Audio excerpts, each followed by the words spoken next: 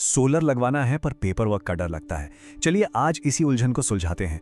हम देखेंगे कि भारत में घर पर सोलर लगवाने की कागजी कार्रवाई के पीछे का सच आखिर है क्या, और वो भी बिल्कुल आसान भाषा में।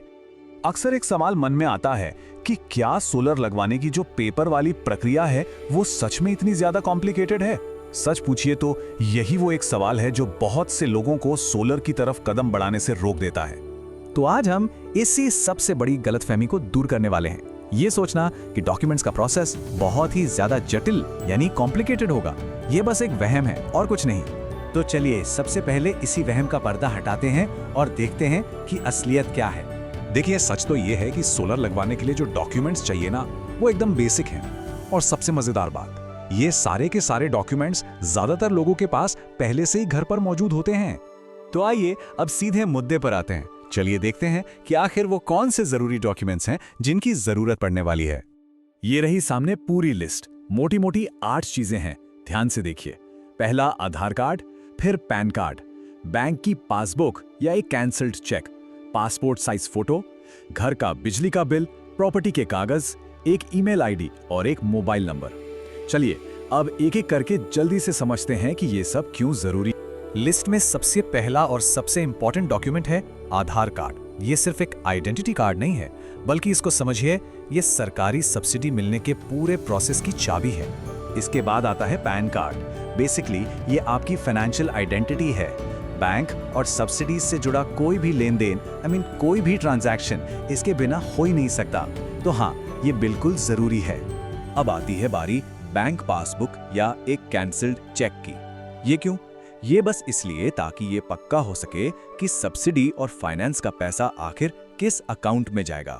यानी कैश का कोई झंझट ही नहीं, सारा पैसा सीधा बैंक अकाउंट में। अच्छा, अब आते हैं सबसे लेटेस्ट बिजली के बिल पर।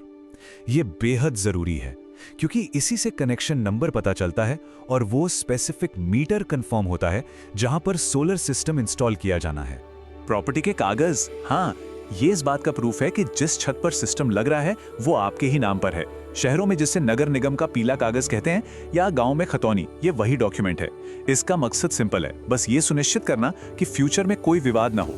अब तक तो सब काफी आसान लगा है ना, लेकिन अब हम प्रोसेस के उस हिस्से पर आ रहे हैं जहां ज्यादातर लोग अनजाने में एक बहुत बड़ी गलती कर जाते हैं। इसे बहुत बहुत ध्यान से समझिएगा। और यहां सबसे हैरान करने वाली बात यह है कि असली प्रॉब्लम डॉक्यूमेंट्स की कमी है ही नहीं। असली दिक्कत पता है क्या है?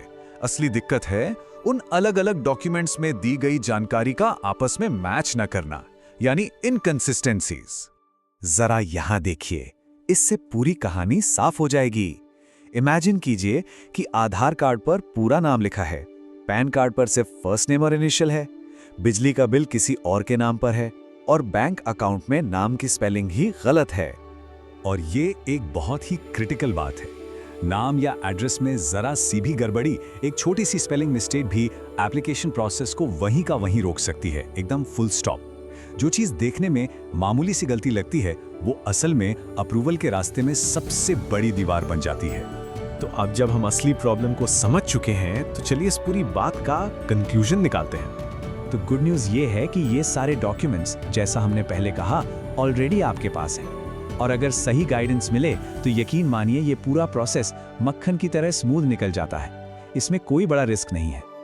और आखिर में बस इस एक लाइन पे गौर कीजिए, जब डॉक्यूमेंट्स इतने बेसिक हैं, सरकार से सब्सिडी मिल रही है और फाइनेंस का ऑप्शन भी अवेलेबल है, तो देरी की एक ही वजह हो सकती है और वो है कंफ्यूजन।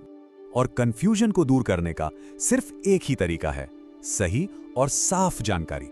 तो अब जब पूरा प्रोसेस बिल्कुल साफ नजर आ रहा है तो सोचने वाली बात यह है कि अगला कदम क्या होगा।